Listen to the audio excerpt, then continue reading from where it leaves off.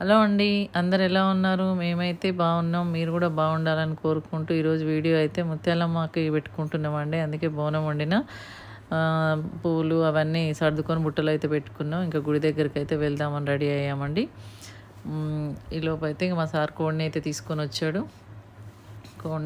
కోడి పుంజుని కోద్దామని డిసైడ్ అయినామండి. అమ్మవారికి మొక్కున్నాం మేమైతే. అందుకే అక్కడికైతే రెడీ అవుతున్నా. ఇగో మా సార్ అయితే తీసుకొచ్చిండండి మా వారు. ఇంకా గుడి దగ్గరికి వెళ్ళాము. అక్కడనైతే ఫుల్ రష్ ఉందండి. గుడి దగ్గర అప్పుడే స్టార్ట్ అవుతున్నాయి బోనాలన్నీ. అప్పుడప్పుడే వస్తున్నారండి అందరూ. ఇంకా మా సార్ అయితే కోడిని తీసుకొని అమ్మవారికి అక్కడ చేయాల్సినవన్నీ చేసేసి తీసుకొని అయితే లోపలికి వస్తున్నామండి. ఇక లోపలికి వచ్చేసరికి చూడండి బోనాలు అయితే ఎంత చక్కదనంగా ఉన్నాయి కదా అండి.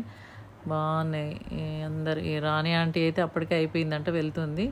జనాలు మాత్రం ఫుల్ ఉన్నారండి. ఈ అమ్మాయి దుర్గా అండి, వాళ్ళది బోనాలు.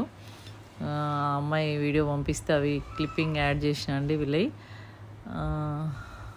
బోనాలు బాగా చేశారండి వీళ్ళు పిల్లలైతే. ఇంకా వీడియో తీస్తుంటే ఇక్కడ బాబు టికెట్లు ఇస్తున్నాడు, మమ్మల్ని కూడా తీయండి మేడం అని చెప్తే తీశాను ఆ అబ్బాయిని, ఇద్దరు అబ్బాయిల్ని. అక్కడి నుంచి జనాలు చూడండి ఎంత రష్. ఆ జనాలలోనే వెళ్ళినా అండి. 2 గంటలన్నర అయితే పట్టింది నాకైతే. అక్కడైతే చాలామంది కోళ్ళు సమర్పించుకుంటున్నారు అమ్మవారికి అయితే. ఈరోజు సండే కాబట్టి ఎక్కువ వచ్చిరండి. అమ్మవారు దర్శనం ఇచ్చింది చూడండి.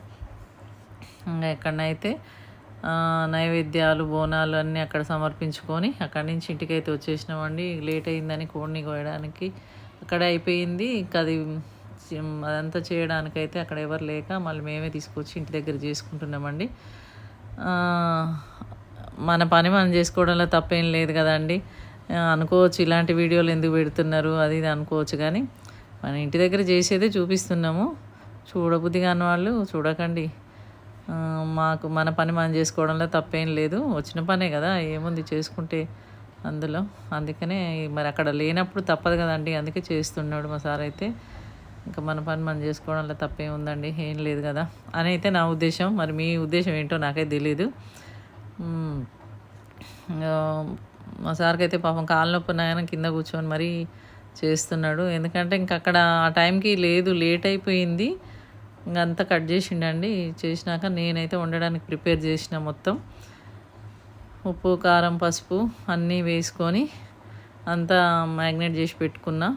కలిపి కాసేపు అట్లా పక్కన పెట్టేసుకొని ఈలోపు అల్లం వెల్లిపాయలు అవన్నీ లేవండి, కరెంటు పోయింది. ఇంకా అవన్నీ దంచుకోవాల్సి వచ్చింది రోట్లోనే. అవన్నీ రోట్లో దంచేసుకొని ఉల్లిగడ్డలు పచ్చిమిరపకాయలు కట్ చేసి పెట్టేసుకున్నా. ఇంకా అవన్నీ కొబ్బరి కూడా రోట్లోనే దంచినండి, ఎందుకంటే కరెంటు లేక ఇబ్బంది అయ్యింది. ఈ లోపు అయితే కళాయి పెట్టుకొని ఆయిల్ అయితే వేసుకున్నా అండి. ఆయిల్ వేడెక్కింది. ఉల్లిపాయలు పచ్చిమిరపకాయలు వేసేసుకున్నా, పసుపు వేసేసి కలిపేసుకున్నా అండి. కొంచెం అల్లం వెల్లిపాయ పేస్ట్ అప్పుడు కలిపినా కానీ మళ్ళీ కొంచెం ఫ్లేవర్ కోసం వేసిన అండి. ఇప్పుడైతే చికెన్ కూడా వేసి కలుపుతున్నా.